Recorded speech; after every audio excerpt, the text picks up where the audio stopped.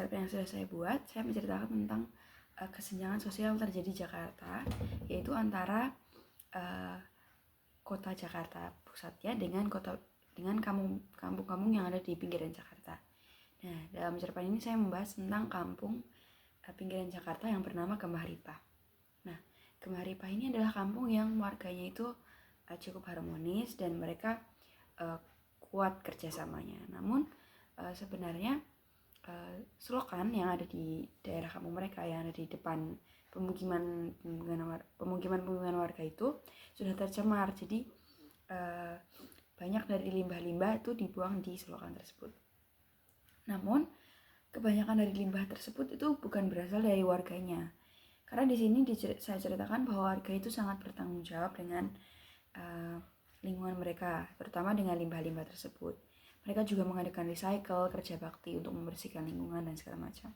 Namun limbah-limbah tersebut memang berasal dari eksternal atau dari pembuangan dari pabrik-pabrik yang ada di sekitaran sana.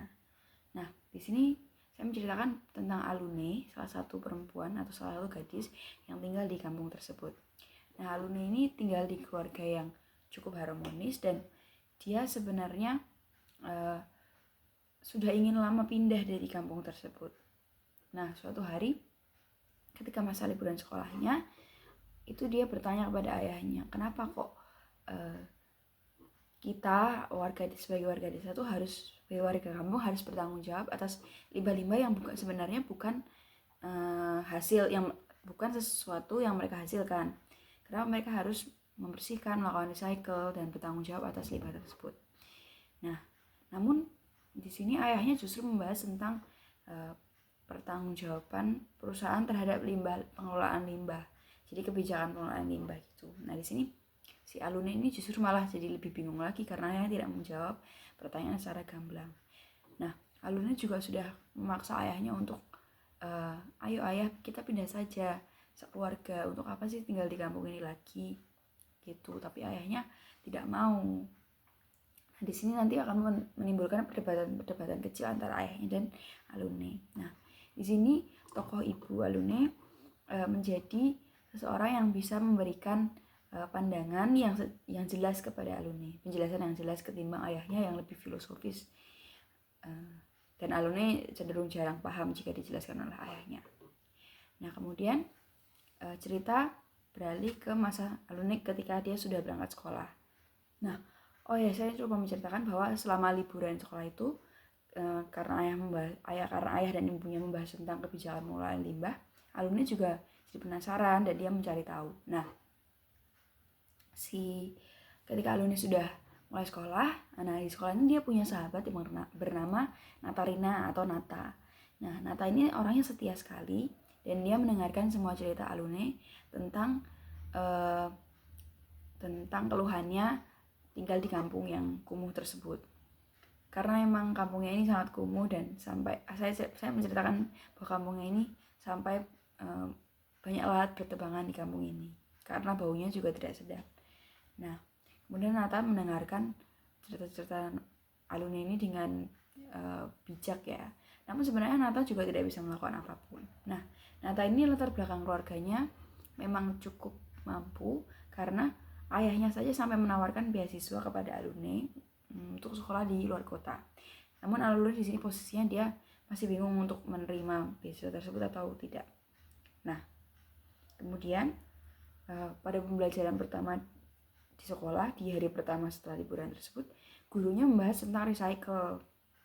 Nah, kemudian gurunya juga membahas tentang sampah atau limbah eksternal yang dihasilkan sebenarnya bukan tanggung jawab masyarakat internal. Nah, di situ tentu saja nyambung dengan konteks dengan konteks masalah Alune di kampungnya tersebut.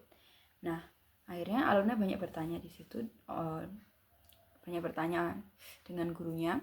Kemudian Alune mendapatkan pencerahan bahwa mungkin masalah yang dia hadapi ini bisa dicarikan solusinya. Jadi dia coba menanyakan solusinya kepada gurunya. Nah, di sini gurunya bisa memberikan referensi bahwa misalkan limbah yang dihasilkan itu bisa jadi dari perusahaan Dan perusahaan tersebut bisa berasal dari perusahaan yang terdekat dari tempat yang ada limbahnya tersebut. Nah, mungkin alumni bisa, jika memang alumni ingin mencari, alumni bisa mencari nama perusahaan tersebut dengan cara melihat di Google Maps, kemudian menelusuri selokannya dan melihat mana perusahaan yang ada di sepanjang selokan tersebut, dan melihat satu persatu perusahaan tersebut bisa dicek melalui web perusahaannya, bahwa nanti akan ada bagian pertanggungjawaban lingkungan. Nah, nanti bisa dilihat bagaimana rincian data perusahaan tersebut terhadap pengelolaan limbah mereka dan kemana limbah mereka dibuang. Nah, akhirnya alumni ini mendapatkan referensi. Nah, alumni sebenarnya saat liburan sudah punya feeling. Jika memang ada pertanggungjawaban tentang pengelolaan limbah ini, kenapa limbah tersebut masih ada? Kenapa justru dilanggar? Dia penasaran dengan perusahaan mana yang kira-kira melanggar hingga selokan yang ada di kampungnya itu tercemar. Nah, kemudian saat ia menelusuri, dia menemukan bahwa perusahaan yang kemungkinan besar mencemari adalah perusahaan yang dalam webnya tidak mencantumkan rincian tentang pertanggungjawaban mereka terhadap lingkungan sama sekali di bagian environmental responsibility-nya. Nah, kemudian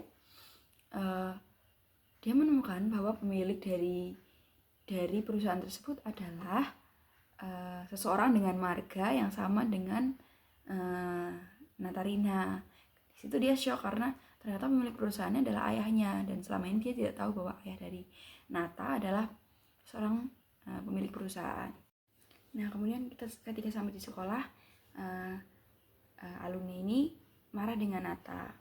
Kenapa tidak memberitahu bahwa ayahnya adalah seorang pemilik perusahaan? Kemudian alumni juga karena dia emosional, dia kemudian marah kenapa kok alumni juga tidak istilahnya mendengarkan ceritanya dia, tetapi tidak memberikan solusi. Padahal dia tahu bahwa ayahnya adalah pemilik perusahaan yang mencemari selokan yang ada di kampung alumni. Nah, di situ alumni dan Nata berdebat.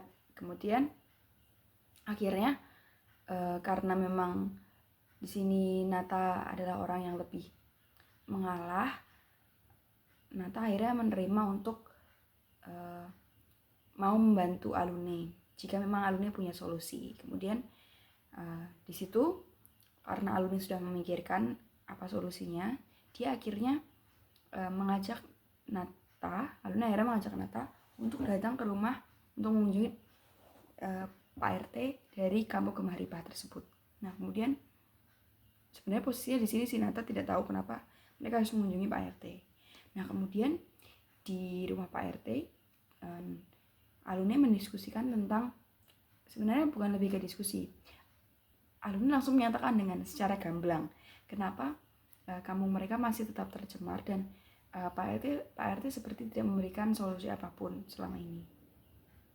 Nah, Pak RT di situ pada awalnya masih mengelak.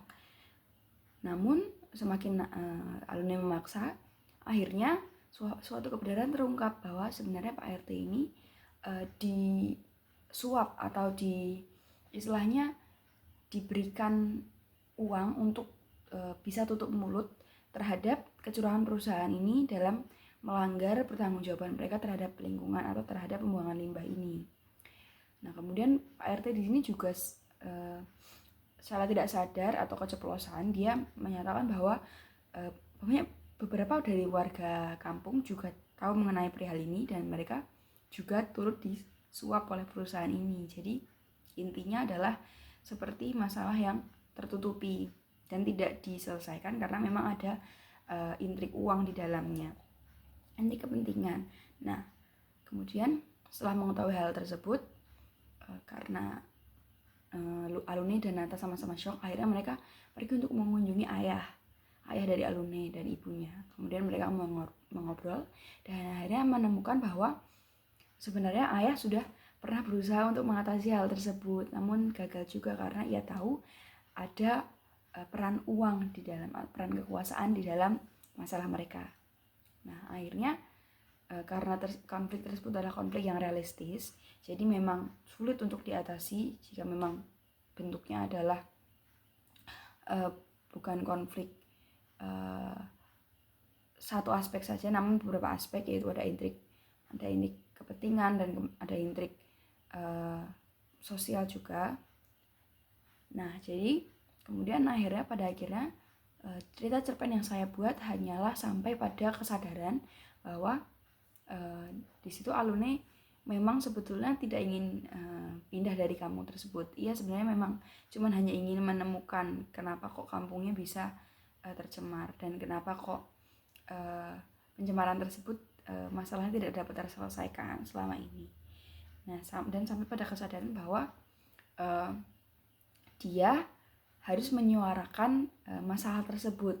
Mungkin dia tidak bisa mengatasi masalah tersebut secara langsung karena memang dia dan keluarganya sudah mencoba, dan ayahnya juga sudah pernah mengumpulkan warga desa yang lain, namun karena warga desa di sana juga takut dengan masalah ini, jadi akhirnya ayahnya juga tidak bisa berbuat apa-apa dan mereka memilih untuk realistis saja. Nah, tapi di sini Alune sadar bahwa dia harus menyuarakan masalah ini. Nah, akhirnya dia sampai pada keputusan bahwa mungkin memang suaranya itu cuma satu, artinya dia cuma sendiri. Tetapi yang penting menurut dia bahwa dia harus bersuara tentang masalah itu, dan dia menuliskan masalah tersebut melalui webnya dan menguploadnya terutama di web sekolah, agar karena dia sadar bahwa gerakan yang dilakukan walaupun sekecil apapun tetap berarti untuk masalah di lingkungannya. Nah, akhirnya saya cuma ingin menyadarkan bahwa walaupun mungkin di sekitaran kita terjadi banyak masalah eksternal yang tidak bisa kita atasi, terutama soal lingkungan, yang paling penting adalah kita sudah mencoba untuk bersuara melalui suara sekecil apapun, terutama melalui menulis. Begitu ya cerita cerpen yang saya buat. Saya memang sengaja untuk tidak membuat cerita tersebut selesai tuntas hingga sampai limbahnya selesai dan kemudian masalah perusahaan juga selesai, masalah uang juga selesai. Saya tidak ingin membuat hal tersebut seolah tidak realistis, karena menurut saya yang paling realistis adalah ketika seseorang itu sadar bahwa aku harus melakukan sesuatu terhadap hal ini walaupun sekecil apapun. Gitu. Terima kasih.